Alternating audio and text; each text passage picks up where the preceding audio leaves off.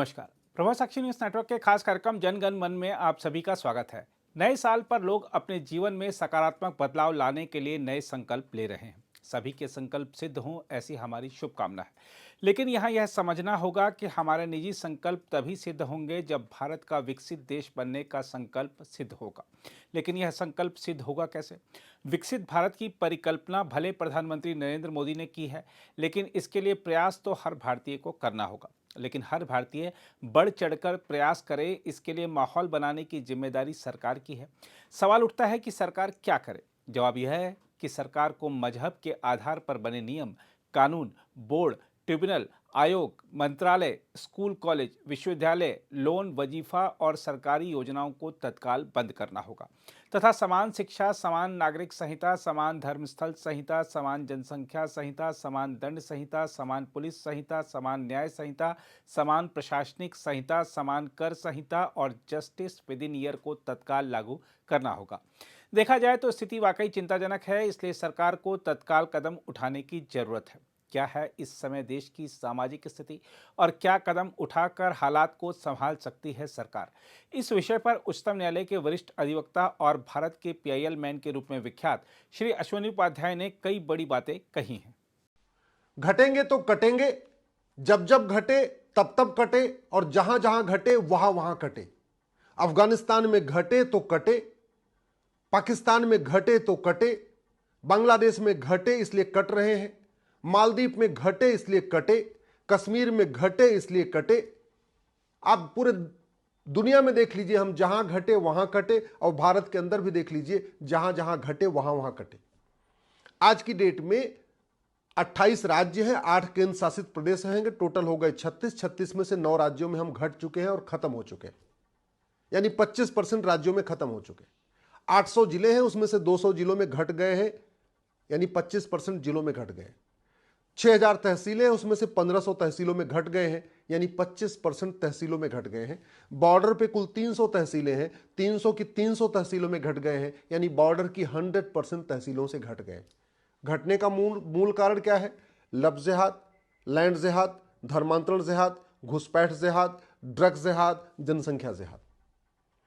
दुर्भाग्यवश अखबारों में समस्याओं की बात हो रही है, मूल कारण अस्थायी समाधान की बात ही नहीं हो रही। मीडिया उठा के देख लीजिए, 200 चैनल हैं, 24x7 न्यूज दिखा रहे, समस्या दिखा रहे, मूल कारण अस्थायी समाधान नहीं दिखा रहे। 500 अखबार हैं, हर अखबार में 100 प्रॉब्लम निकल रही है, लेकिन किसी भी समस्या का मूल कारण अस्थायी समाधान नहीं बता रहे। और एक बात याद रखिएगा, जिन नेताओं, अभिनेताओं, लेखकों, बुद्धिजीवियों, पत्रकारों, कलमकारों के भरोसे आज आप बैठे हैं ना, ये 20 साल के बाद पहले खुद ही भाग जाएंगे, आपको बचाने के लिए नहीं रुकेंगे। आप जिनके भी भरोसे बैठे हुए, वो 20 साल के बाद खुद ही पहले भागेंगे, आपको बचाने के लिए नहीं रुकेंगे। आपको लगता है अगर मंदिर बनाने से हिंदू बचेगा, तो आपको बता दूं, दुनिया का सबसे बड़ा भव्य और विशाल शिव मंदिर गांधार में था, आज की डेट में उसकी एक ईंट भी नहीं बची है। दुनिया का सबसे बड़ा भव्य विशाल विष्णु मंदिर पाकिस्तान में था, उसकी एक ईंट भी नहीं बची है। हमारे 51 शक्तिपीठ में से एक शक्तिपीठ पाकिस्तान में है, हिंगलाज, और 5 शक्तिपीठ वर्तमान बांग्लादेश में है, वहां कोई पूजा करने नहीं जा रहा है। दुनिया का सबसे भव्य विशाल जैन मंदिर मुल्तान में था, आज की डेट में वहां नमाज पढ़ी जा रही है।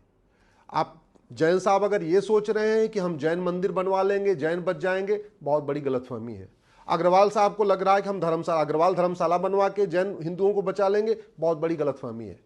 माहेश्वरी को लग रहा है, वैश्य समाज को लग रहा है कि नहीं तो हम भंडारा करके हिंदुओं को बचा लेंगे, कथा करा के बचा लेंगे, भागवत कथा, राम कथा से हिंदू बच जाएंगे, बहुत बड़ी गलतफहमी है। डेमोग्राफी तेजी के साथ बदल रही है, और डेमोग्राफी तभी बचेगी जब भारत के संविधान को ठीक से लागू किया जाएगा। डेमोग्राफी तभी बचेगी, हिंदुओं का जो रेशियो कम हो रहा है वो तभी होगा जब कठोर नियम कानून बनेगा। भारत तभी सुरक्षित होगा जब मजहब के आधार पर बने नियम कानून खत्म होंगे, मजहब के आधार पर बने बोर्ड और ट्रिब्यूनल खत्म होंगे, मजहब के आधार पर चल रही सरकारी योजनाएं खत्म होंगी, मजहब के आधार पर चल रहा मंत्रालय खत्म होगा, मजहब के आधार पे जो स्कूल चल रहे हैं, कॉलेज चल रहे हैं, यूनिवर्सिटी चल रही है, इनको बंद किया जाएगा और सबके लिए एक समान कानून लागू किया जाएगा। तब सनातन धर्म बचेगा, तब हिंदू बचेगा और तब भारत भी बचेगा।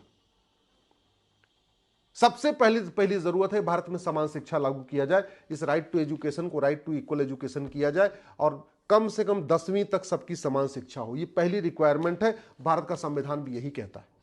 भारत को बचाना है तो सबसे आवश्यक ये है, ये जो मजहब के आधार पे शादी विवाह के लिए जो 30 नियम कानून चल रहे हैं, इनको खत्म किया जाए तत्काल। एक यूनिफॉर्म सिविल कोड लागू किया जाए। यदि भारत को बचाना है, भारत की संस्कृति को बचाना है, तो ये जो 1861 का पुलिस एक्ट है इसको बदलना पड़ेगा। एक यूनिफॉर्म पुलिस कोड लागू करना पड़ेगा, एक यूनिफॉर्म जुडिशियल कोड लागू करना पड़ेगा। भारत को बचाना है तो राम नीति लागू करना पड़ेगा। राम नीति क्या है? भय बिन होए न प्रीत। और भय कैसे आएगा? कानून का खौफ कैसे होगा? कानून कठोर हो और सजा फटाफट मिले। फटाफट सजा कैसे मिलेगी? जब झूठ गंभीर अपराध होगा, झूठी जांच गंभीर अपराध होगी, झूठी शिकायत गंभीर अपराध होगी, झूठा मुकदमा गंभीर अपराध होगा, झूठ पकड़ने के लिए नार्को पॉलीग्राफ ब्रेन मैपिंग कानून होगा। कानून का खौफ तब पैदा होगा जब झूठे डॉक्यूमेंट बनवाना गंभीर अपराध होगा। आज की डेट में घुसपैठिए 2-2 हजार रुपए में Aadhaar, ration card, driving licence, voter ID, birth certificate सब बनवा ले रहे हैं। क्यों बनवा रहे हैं? क्योंकि झूठा डॉक्यूमेंट बनवाना गंभीर अपराध नहीं है और झूठा डॉक्यूमेंट बनाना भी गंभीर अपराध नहीं। सनातन धर्म तब बचेगा जब भ्रष्टाचार, कालाधन खत्म होगा। याद रखिएगा, बहुत बड़ा खतरा है। जितना बड़ा खतरा जनसंख्या विस्फोट से है, उतना ही बड़ा खतरा कालाधन, हवाला, भ्रष्टाचार से है। कालाधन, हवाला, भ्रष्टाचार खत्म हो जाएगा, घुसपैठ बंद हो जाएगी। कालाधन, हवाला, भ्रष्टाचार बंद हो जाएगा, विदेशी फंडिंग बंद हो जाएगी, धर्मांतरण रुक जाएगा। कालाधन, हवाला, भ्रष्टाचार बंद हो जाएगा, जो ड्रग कारोबार चल रहा है, नशा तस्करी, ये रुक जाएगी। कालाधन, हवाला, भ्रष्टाचार खत्म हो जाएगा। जो नशा तस्कर हैं या जिहादी हैं, जो माओवादी हैं, नक्सली हैं या मिशनरी हैं, धर्मांतरण कराने वाले या बांग्लादेशी घुसपैठिए हैं, और जो इनके मददगार हैं, इनकी जब नागरिकता खत्म होगी, इनको आजीवन कारावास, फांसी होगा, इनकी 100% संपत्ति जब्त होगी, तो अपने आप शांति आ जाएगी, घुसपैठिए अपने आप भाग जाएंगे, धर्मांतरण अपने आप रुक जाएगा। 10,000 हिंदुओं का धर्मांतरण प्रतिदिन हो रहा है, और ये धर्मांतरण भंडारा करने से, मंदिर बनाने से, कथा कराने से या नेताओं के भाषण से नहीं रुकेगा। ये तब रुकेगा जब धर्मांतरण कराने वाले मिशनरियों, जिहादियों और उनके मददगारों पे एनएसए लगेगा, यूएपीए लगेगा, वेजिंग वॉर लगेगा, देशद्रोह लगेगा, गैंगस्टर लगेगा। 6 करोड़ घुसपैठी आ चुके हैं। पूरी तरीके से भारत की डेमोग्राफी उन्होंने बदल रखी है। अगर इनको तत्काल नहीं निकाला गया तो 20 साल के बाद पूरे देश में आगजनी होगी। अब इनको चुन चुन के निकालना बहुत मुश्किल है। एनआरसी के जरिए इनको ढूंढ पाना 6 करोड़ को बहुत मुश्किल है। तरीका यही है, आप केवल 500,000 घुसपैठियों को पकड़िए, उनका narco polygraph brain mapping test करिए और उनसे पूछिए उनकी मदद किसने किसने किया। जिसने घुसपैठियों का आधार बनवाया, जिसने घुसपैठियों का राशन कार्ड बनवाया, जिसने घुसपैठियों को वोटर आईडी बनवाया, जिसने घुसपैठियों का बर्थ सर्टिफिकेट बनवाया, उन सबको भी पकड़िए। तो घुसपैठियों और उनके मददगारों के खिलाफ 5 धारा लगाइए, एनएसए लगाइए, यूएपीए लगाइए, वेजिंग वॉर लगाइए, देशद्रोह लगाइए, गैंगस्टर एक्ट लगाइए। घुसपैठियों और उनके मददगारों की 100% संपत्ति जब्त करिए, नागरिकता खत्म करिए, साल भर के अंदर आजीवन कारावास दे दीजिए। मैं गारंटी के साथ कहता हूं, घुसपैठी अपने आप भाग जाएंगे, एनआरसी की जरूरत ही नहीं पड़ेगी। ये जो ड्रग जिहाद के जरिए पूरी तरीके से हिंदू बच्चों को नशेड़ी बनाया जा रहा है, गंजड़ी बनाया जा रहा है, और धीरे धीरे उस नशे में नपुंसकता की दवाई मिला के उनको नपुंसक बनाया जा रहा है। इसका एक ही तरीका है, नशा तस्करों और उनके मददगारों, नशा तस्करों को पकड़िए, उनका narco polygraph brain mapping test करिए, और जो नशा तस्कर है और उनके मददगार हैं, चाहे वो नेता है, चाहे अभिनेता है, चाहे नशा तस्करों की मदद करने वाले ये थानेदार हैं, चाहे तहसीलदार हैं, चाहे कलेक्टर है, कप्तान, सबकी 100% संपत्ति जब्त करिए, उनकी नागरिकता खत्म करिए, आजीवन कारावास, फांसी दीजिए। मैं गारंटी के साथ कहता हूं, 1 महीने के अंदर सारे ड्रग स्मगलिंग छोड़ के घर में बैठ जाएंगे, एकदम साधु बन के बैठ जाएंगे, दोबारा नशा तस्करी करने के सोचेंगे भी नहीं। कानून में इतनी पावर होती, इतना खौफ होता है। सिंगापुर में किसी की हिम्मत नहीं पड़ती ड्रग स्मगलिंग करने के लिए। भारत को बचाना है, भारत की संस्कृति को बचाना है, गुलामी की कर व्यवस्था बदलनी पड़ेगी। वर्तमान कर व्यवस्था पूरी तरीके से सनातन विरोधी है, पूरी तरीके से भारत विरोधी है। सारा का सारा रोजगार शिफ्ट होता जा रहा है, सारा व्यापार शिफ्ट होता जा रहा है। मैं डिटेल में कई बार बता चुका हूं, मेरे ट्विटर, फेसबुक, इंस्टाग्राम पे वो वीडियो पड़ा है, आप देख लीजिएगा। इसलिए मैं आज हर विषय को डिटेल में नहीं बता रहा हूं, मैं तो आपको शॉर्ट में बता रहा हूं। तो ये वर्तमान कर व्यवस्था बदलना पड़ेगा, 1 नेशन 1 टैक्स लागू करना पड़ेगा। वर्तमान व्यापार व्यवस्था को आप बदलना पड़ेगा। हुक्का बार, बियर बार, डांस बार, सट्टा बार का जो लाइसेंस दे रहे हैं ना, ये व्यापार नहीं, ये व्याभिचार है। तो व्याभिचार का अड्डा व्याभिचार का लाइसेंस देके हम भारत की संस्कृति को नहीं बचा सकते। कम से कम हमें इसका ध्यान रखना पड़ेगा। इसी तरीके से एक यूनिफॉर्म बैंकिंग कोड करना पड़ेगा। बहुत बड़ी मात्रा में विदेशों से फंडिंग आ रही है, और वो केवल नक्सलियों, माओवादियों, जिहादियों और उनकी मदद करने के लिए फंडिंग आ रही है। उसका एक ही तरीका है, एक यूनिफॉर्म बैंकिंग कोड लागू किया जाए। यूनिफॉर्म पॉपुलेशन कोड लागू किया जाए। भारत में इस समय 90,000 बच्चे पैदा हो रहे हैं, जिसमें हिंदू मात्र 45,000 पर डे पैदा हो रहे हैं। यानी पर डे 90,000 बच्चे में से हिंदू 45,000 बच्चे पैदा हो रहे हैं। तो आज की डेट में जो बच्चे पैदा हो रहे हैं उनमें जो रेशियो है 50-50 है, 80-20 नहीं है। इसका मतलब 20 साल के बाद जब ये बच्चे बड़े होंगे तो स्कूल में, कॉलेज में जो रेशियो होगा 50-50 का होगा। अच्छा नहीं है। क्यों नहीं अच्छा है? क्योंकि विदेशी पंथ मानने वाले वसुधैव कुटुंबकम को नहीं मानते। जो बच्चा विदेशी पंथ को मानता है वो सनातन धर्म को नहीं मानता। जो विदेशी पंथ को मानता है वो नारी तू नारायणी नहीं मानता, वो समता समानता नहीं मानता। जो विदेशी पंथ मानता है equality, justice, liberty, fraternity, unity, national integration नहीं मानता। और एक बात याद रखिएगा, ये भारत का संविधान तब तक है जब तक हिंदू बहुसंख्यक है। पाकिस्तान, अफगानिस्तान, बांग्लादेश, मालदीव में संविधान नहीं चलता। पाकिस्तान, अफगानिस्तान, बांग्लादेश, मालदीव में equality, justice, liberty, fraternity, unity, national integration नहीं है। पाकिस्तान, अफगानिस्तान, बांग्लादेश में डेमोक्रेसी का क्या हाल है आप खुद देख लीजिए। भारत के राष्ट्रपतियों को देश छोड़ के नहीं भागना पड़ता क्योंकि हिंदू बहुसंख्यक है। भारत के प्रधानमंत्रियों को देश छोड़ के नहीं भागना पड़ता क्योंकि हिंदू बहुसंख्यक है। भारत में संविधान तब तक चल रहा है जब तक हिंदू बहुसंख्यक है। भारत में बहन बेटियों को मेकअप करने की आज़ादी है, स्कूल जाने की आज़ादी है, कॉलेज जाने की आज़ादी है, अपनी पसंद से अपना रोजगार करने की आज़ादी है। क्यों? क्योंकि हिंदू बहुसंख्यक है। नहीं तो अफगानिस्तान, पाकिस्तान, बांग्लादेश में क्या हो रहा है, विशेष रूप से महिलाओं के साथ क्या हो रहा है, आप अच्छी तरीके से समझते हैं। तो आपके पास दो रास्ते हैं, या तो दल गुलामी छोड़ दीजिए, पार्टियों की गुलामी छोड़ दीजिए, सच बात को बोलना शुरू करिए, सच बात को लिखना शुरू करिए, सच बात को बार बार उठाइए, अपने सांसद विधायक से मिलिए, उनको खतरे बताइए, समाधान बताइए। समाधान यही है, भय बिन होय न प्रीत। शिक्षा में संस्कार होगा, कानून का खौफ होगा, देश शांति होगी। जनसंख्या नियंत्रण कानून जरूरी है, धर्मांतरण नियंत्रण कानून जरूरी है, घुसपैठ नियंत्रण कानून जरूरी है, नशा तस्करी के खिलाफ कठोर कानून जरूरी है, मानव तस्करी के खिलाफ कठोर कानून जरूरी है, लव जिहाद के खिलाफ कठोर कानून जरूरी है। और इसके लिए कानूनों का मकड़जाल नहीं बनाना है, बल्कि ये जो भारतीय न्याय संहिता है ना, इसी में एक एक चैप्टर बनाना है। जैसे 6 करोड़ घुसपैठी आ चुके हैं, तो घुसपैठियों के लिए क्या करना, अलग से नहीं कानून बनाना, इसी में एक चैप्टर बना जोड़ देना है। उसका नाम होना चाहिए ऑफेंस रिलेटिंग टू इन्फिल्ट्रेशन। धर्मांतरण बहुत तेजी के साथ बढ़ रहा है, 10,000 हिंदुओं को पर डे धर्मांतरण हो रहा है। नया कानून नहीं बनाना, इसी भारतीय न्याय संहिता में एक चैप्टर जोड़ देना है, offence relating to conversion. Land जिहाद बहुत तेजी के साथ हो रहा है, अवैध निर्माण खूब हो रहा है, हाईवे किनारे, सड़क किनारे, जंगलों में, नदियों किनारे खूब अवैध निर्माण हो रहा है। तो क्या करना है, नया कानून नहीं बनाना, इसी में एक चैप्टर जोड़ देना है, offence relating to illegal encroachment. एक इसी में जोड़ना है, नया कानून नहीं बनाना। आपके जनसंख्या नियंत्रण के लिए क्या करना है, एक यूनिफॉर्म सिविल कोड बनाना है, उसी में एक चैप्टर रख देना है पॉपुलेशन कंट्रोल। तो मेरा यह कहना है कि जितनी समस्याएं हैं इनका समाधान कानून बना के ही हो सकता है। धर्म की जय करने से अधर्म का नाश नहीं होता, अधर्म का नाश करने से धर्म की जय होती है।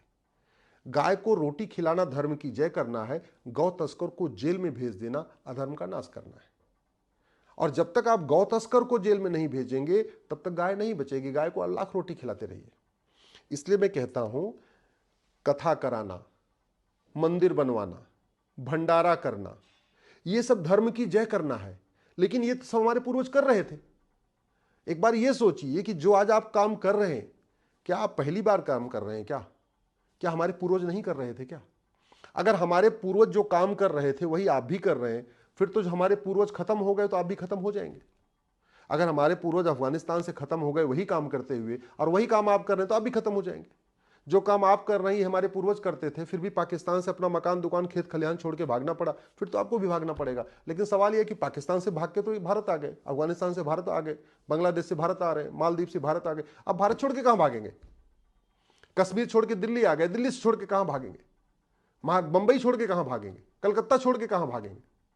और जैसी खबरें आ रही हैं ना, जिस तरीके से आज तो एक खबर आई है कि जमीयत उलमा हिंद 1 लाख अपनी ब्रांचेस खोलने जा रहा है।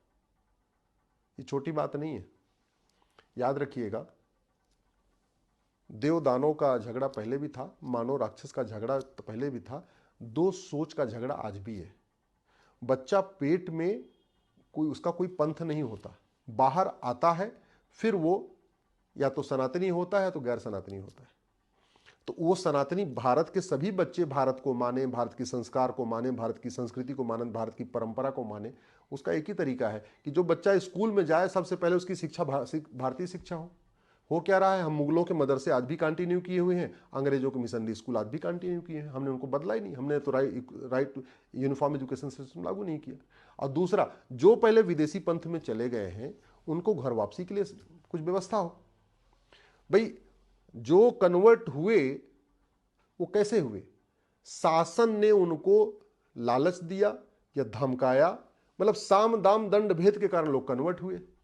तो घर वापसी भी शासन को ही कराना पड़ेगा।